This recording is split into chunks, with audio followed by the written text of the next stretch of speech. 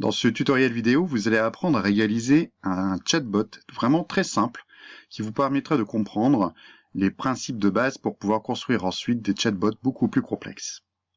Connectez-vous sur la plateforme Snatchbot, créez-vous un compte et lorsque vous y êtes, vous allez pouvoir ensuite accéder à l'interface d'édition de chatbot.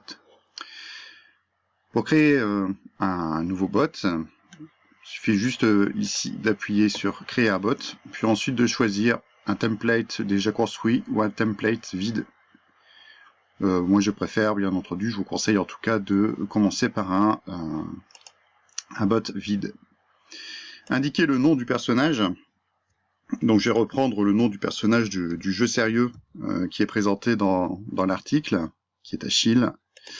Une petite description qui permet de se souvenir du thème en fait de ce bot. Ici c'est juste pour le tutoriel. Télécharger bien entendu l'avatar du personnage, incarné donc par le robot. Enfin créé. Vous accédez maintenant à la partie de création du bot. Il y a des petites astuces qui s'affichent qui permettent donc de prendre en main l'outil. Cela dit, je vous conseille vivement, une fois que vous aurez appris les bases pour pouvoir construire un bot, de consulter la partie qui s'appelle documentation.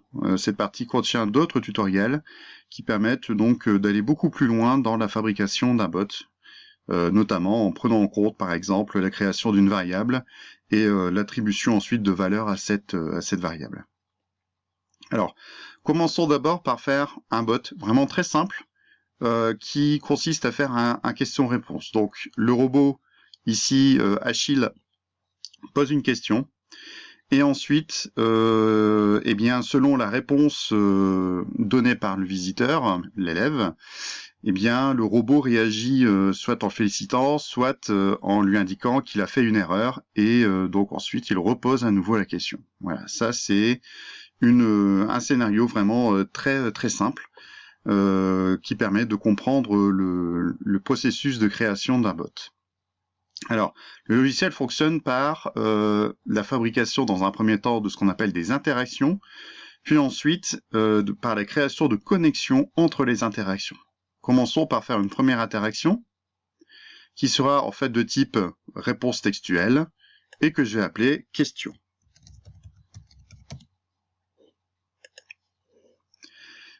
Cette première interaction sera en fait la première bulle qui s'affichera lorsque nous allons démarrer le chatbot. Créons maintenant d'autres interactions. Par exemple, lorsque la réponse est correcte. Et enfin, lorsque la réponse est incorrecte. En passant, il existe plusieurs types d'interactions, notamment celui qui s'appelle « traduire », peut être intéressant dans le cadre d'une DNL ou pour les professeurs d'anglais, d'espagnol ou d'autres langues étrangères.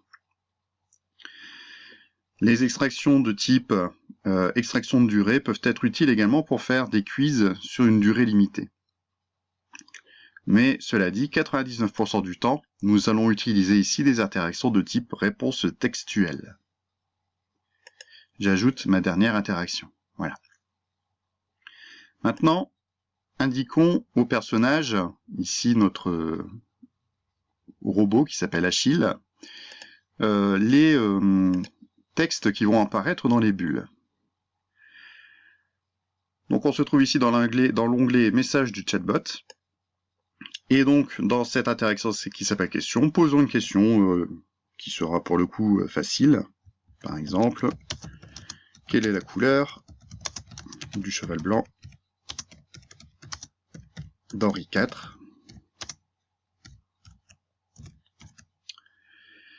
Si j'ai envie de mettre en valeur Henri IV, par exemple, je peux effectivement mettre en gras, en italique, souligné, par exemple. Tout à fait possible.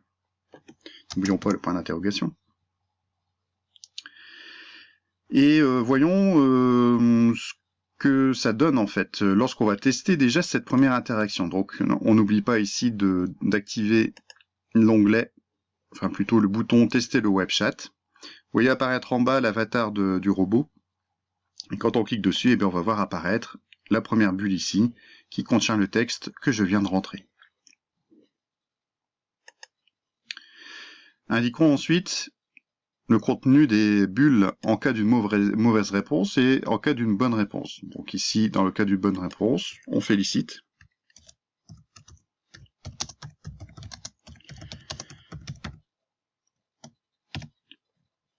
Et dans le cas d'une mauvaise réponse, bien entendu, on va indiquer que là, il y a une erreur. Alors, petite précision, il n'y a pas besoin d'appuyer sur un bouton enregistrer. L'enregistrement se fait toujours automatiquement. Donc vous pouvez voir à chaque fois qu'il y a un changement ici, que la sauvegarde se réalise.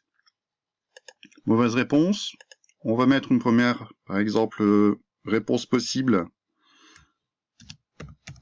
que le robot pourra dire au cas où la réponse donnée par l'élève est mauvaise. Mais si ça arrive plusieurs fois, pour éviter que le robot dise toujours la même phrase, il est possible de faire des phrases alternatives. Donc pour cela, en fait, on peut les encadrer avec des accolades. Première phrase encadrée avec les accolades. J'ajoute une deuxième phrase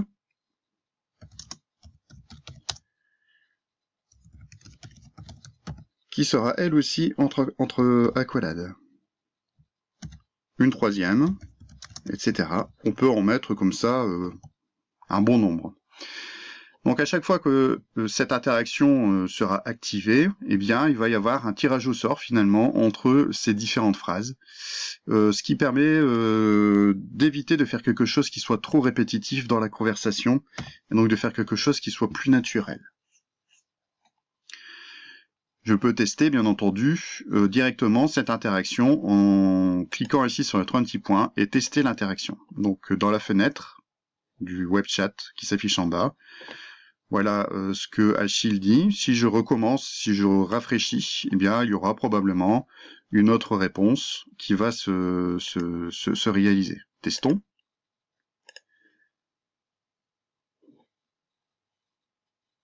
Voilà, donc là en fait on voit que la deuxième réponse ici qui a été donnée par Achille n'est pas la même que la première. Donc en fait les phrases alternatives sont très faciles en fait à faire. Il s'agit simplement de les encadrer avec des accolades. Vous avez vu cependant que si je répondais à la question, au final, il n'y avait pas ensuite de redirection vers soit la réponse positive ou négative du robot. C'est normal, pour cela, il va falloir réaliser des connexions entre donc les différentes interactions. C'est ce qu'on va faire maintenant. Donc on va faire une interaction dans un premier temps entre donc la question et ensuite la bonne réponse et la mauvaise réponse. Tout se passe dans l'onglet qui s'appelle ici Connexion. On y va. Donc on va pouvoir faire deux types de réponses. Des réponses rapides, puis ensuite des réponses conditionnelles. Voyons un peu, dans un premier temps, les réponses rapides. Donc le principe de la réponse rapide, c'est qu'en dessous de la question apparaîtront différentes possibilités que l'utilisateur ensuite devra cliquer. Par exemple ici, il y a plusieurs possibilités. Blanc, par exemple. Donc ça, ce serait une première réponse possible. Donc là, on ajoute cette connexion. Et on indique bien que si la réponse à cette interaction est le mot que je viens de rentrer, entier, eh bien, on va vers l'interaction qui s'appelle bonne réponse. Et on ajoute. Alors, cette fenêtre-là, qui s'affiche, permet de rajouter des synonymes aux mots qu'on vient de rajouter. Comme ici, il s'agit d'une réponse rapide, il n'est pas utile de mettre des synonymes. Donc je ferme cette fenêtre. Je peux ensuite rajouter d'autres réponses, autant que je veux. Et le principe ensuite est toujours le même, sauf que cette fois, comme la réponse est fausse, eh bien, je vais devoir rediriger vers l'interaction mauvaise réponse. On ajoute cette réponse rapide, et là pareil, on ne met pas de synonyme. Dans ce cas-là, il vaut mieux désactiver la saisie du texte dans le web chat en cochant cette case. Voyons maintenant à quoi ça ressemble. Je lance le web chat. Camille me demande quelle est la couleur du cheval blanc d'Henri IV. Ah, là, il faut que je rafraîchisse, parce qu'il est encore dans l'ancienne configuration. Voilà la nouvelle. Donc, quelle est la couleur du cheval blanc d'Henri IV? Et il me propose donc blanc et marron, c'est-à-dire les deux réponses rapides que j'ai pu ici mettre dans ce champ. Si je clique sur blanc, eh bien, je vais être redirigé vers l'interaction bonne réponse.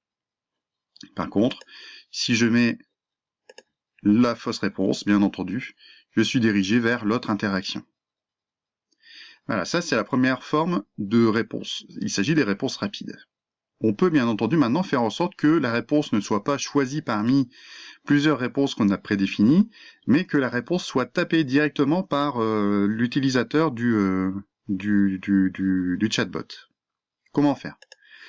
Donc déjà, dans un premier temps, je vais supprimer tout ce que j'ai ici réalisé. Voilà. Et maintenant, je vais plutôt me concentrer sur ce qu'on appelle les connexions conditionnelles. Et là, on commence par ajouter une connexion.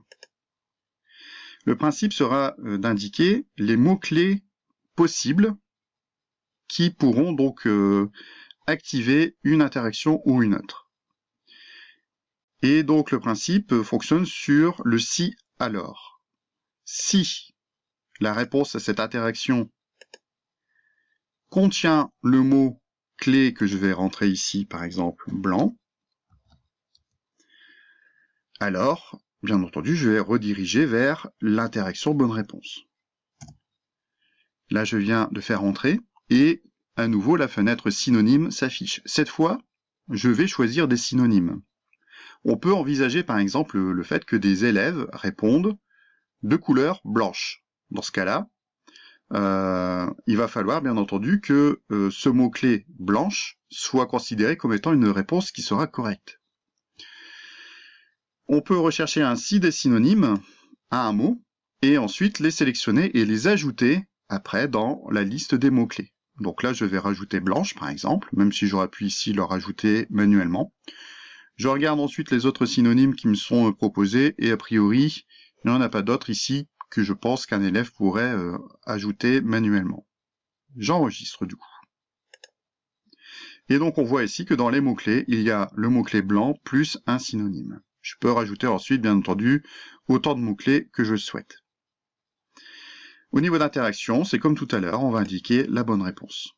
Maintenant, si l'élève entre un autre mot comme tout à l'heure marron, gris, noir, etc., eh bien, comment indiquer que cette réponse est mauvaise? Eh bien, en fait, on va utiliser la connexion de repli. C'est-à-dire qu'en fait, si la réponse ici n'est pas blanc, alors, eh bien, voici ce qu'il faut faire. Donc là, en somme, c'est le principe du sinon aller à. On va choisir ici, comme interaction, la mauvaise réponse. Donc, du coup, pour résumer, si l'élève entre une phrase dans laquelle il y a le mot blanc ou blanche, eh bien, il sera redirigé vers l'interaction de la bonne réponse. Si par contre, il entre un autre mot qui n'est pas, en tout cas dans la liste ici des mots-clés, il sera automatiquement redirigé vers l'interaction mauvaise réponse. Vérifions si ça marche. Je rafraîchis. Quelle est la couleur du cheval blanc d'Henri IV? On va commencer par une bonne réponse, et notamment une réponse dans laquelle il y a le synonyme, enfin en tout cas ici le mot blanc mais au féminin, couleur blanche. Et effectivement, je suis redirigé vers l'interaction où le robot me félicite. On recommence. Quelle est la couleur du cheval blanc d'Henri IV? Cette fois, je mets une mauvaise réponse, gris. Entrée. Et voilà, donc effectivement, je suis maintenant automatiquement redirigé vers la mauvaise réponse, ici, enfin l'interaction en tout cas, mauvaise réponse. Alors maintenant, je voudrais que si j'ai mis une mauvaise réponse, eh bien que le robot me repose à nouveau la question afin de pouvoir y répondre à nouveau. Alors comment faire? Tout va se jouer, bien entendu, sur l'interaction mauvaise réponse et indiquer le comportement, indiquer ce qu'il faut faire lorsque on en est là et comment donc revenir ici au point de départ sur la question. Bien en fait, on va tout simplement faire une connexion de repli, c'est-à-dire que on va ici rediriger vers la question, de telle sorte que si je réponds quelque chose au robot, eh bien celui-ci va me rediriger vers la question. On essaye. Voilà. Donc là, il me répond, hélas, ce n'est pas ça. Donc là, je peux répondre n'importe quoi. Ça peut être d'accord, ça peut être OK, ça peut être merci. Donc là, je vais mettre OK.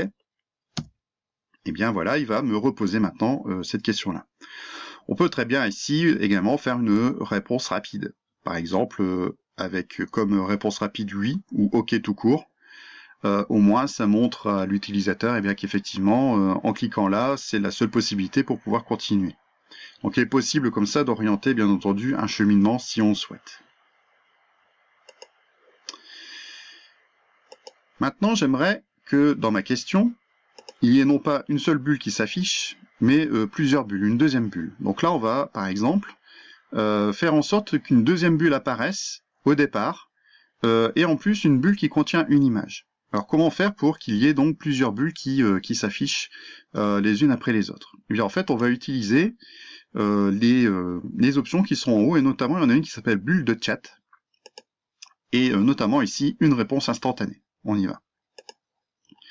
On constate que s'affiche ici une espèce de code qui commence par 2.2. Next et qui se termine par 2.2.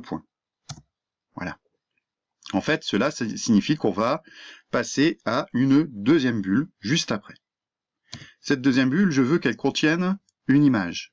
Je vais donc intégrer dans la deuxième bulle un média. Donc je vais dans cet onglet, dans ce bouton, intégrer un média et ici évidemment une image. Il faut que j'aille chercher une image, bien entendu, donc une image de cheval blanc par exemple. Donc là je vais chercher et copier l'adresse de l'image et la mettre à la place de image URL. CTRL V. Alors, il y a d'autres possibilités pour afficher une image. Il s'agit d'utiliser les cartes, si notamment l'image se trouve dans l'ordinateur. On verra après. Voyons ce qui se passe maintenant. Quel est le résultat de ça? On lance, je rafraîchis, et on voit ce qui se passe. Voilà, ce qui se passe, c'est que les bulles s'affichent en fait très rapidement les unes après les autres. C'est pas un problème ici dans ce cas parce que le texte est court. Mais si vous avez un texte assez long dans la première bulle, puis ensuite vous affichez plusieurs bulles avec du texte également qui est assez long, au fur et à mesure que s'affichent les nouvelles bulles, les anciennes en fait remontent. Et donc du coup, il faut remonter dans le fil pour pouvoir le rattraper et reprendre la lecture, ce qui peut être embêtant pour un élève. Ce qui serait bien, c'est qu'il y ait un délai entre l'affichage de la deuxième bulle par rapport à la première bulle. Donc là, en fait, c'est assez simple pour pouvoir faire cela.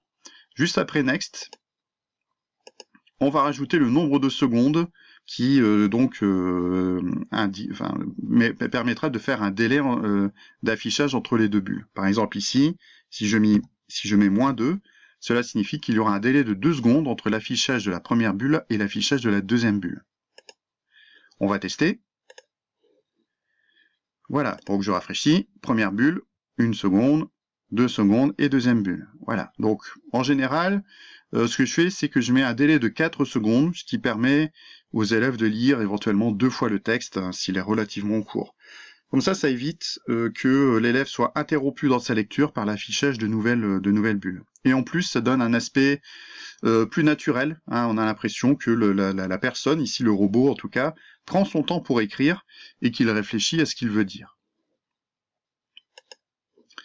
Je vous ai parlé tout à l'heure de la possibilité de mettre une carte. Donc j'enlève ici ce que je viens d'écrire. Donc je reviens ici qu'à une seule bulle. Vous pouvez rajouter une carte ici, et notamment une carte image. Cette carte image vous permettra, par exemple, de télécharger une image qui est sur votre ordinateur. Vous pouvez ainsi, par exemple, voilà, une autre photo de cheval blanc, voilà, et indiquer, comme tout à l'heure, le délai, 2 secondes. Voilà, en faisant ça, eh bien, on arrive à faire la même chose que tout à l'heure. On peut tester tout de suite. On rafraîchit, voilà. Et donc, voilà, 2 secondes après, nous avons l'affichage de l'image qui cette fois était à la base dans mon ordinateur. Nous avons donc là un bot pour l'instant très simple, mais qui est terminé, avec des connexions entre les interactions. Il est possible de visualiser le schéma de ce bot. Donc on a ici la question qui est en numéro 1, puis ensuite les autres interactions, et on voit également donc les connexions qui sont dirigées d'une interaction vers une autre. Il est possible de désigner telle ou telle interaction comme étant la toute première interaction qui va s'afficher lorsqu'on va démarrer le web chat. Donc là, en fait, il s'agit ici d'aller dans le menu qui est là, et puis définir comme étant la première interaction. Il est bien entendu possible ensuite de faire des robots beaucoup plus complexes. Je vais vous montrer un robot déjà achevé et qui est plutôt complexe, celui-ci par exemple. Donc c'est un robot, un des 3 robots que j'ai réalisé pour le jeu sérieux. Donc là, vous pouvez voir qu'il y a beaucoup d'interactions. Au total, 32 interactions. Et voici le schéma. Voilà, donc concrètement, ça m'a pris 2 heures, 2 bonnes heures pour pouvoir aboutir à ça. Ça nécessite quand même d'avoir une idée claire, en tout cas, de ce qu'on veut réaliser, et une idée assez précise, en tout cas, des cheminements possibles. La difficulté est ensuite de réaliser des interactions qui évitent de bloquer les élèves dans une direction, et qu'il ait toujours la possibilité de revenir en arrière et de choisir ensuite un autre chemin. Donc je vous conseille, avant de commencer la construction du bot, de faire un schéma sur papier, hein, ce qui permettra ensuite de vous y retrouver beaucoup plus facilement. Enfin, un bot qui est déjà réalisé peut s'enrichir au cours du temps afin de faire quelque chose de plus en plus précis et de fin. Donc le schéma, en tout cas du web chat ici, est intéressant pour pouvoir donc retrouver justement la logique et les cheminements, en tout cas, entre les différentes interactions.